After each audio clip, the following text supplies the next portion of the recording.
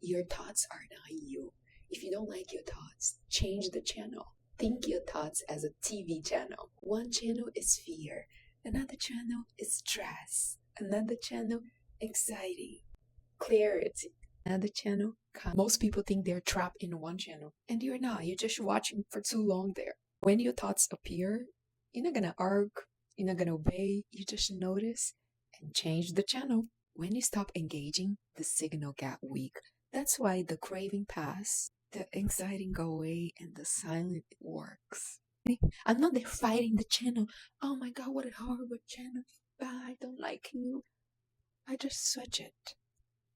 Listen this, your nerve system responds to what you stay into it. Next time when your thoughts telling you, eat, panic, quick, ask yourself, what channel do you want to watch right now? Peace is not a thought, it's a frequency. Stop identifying with the noisy.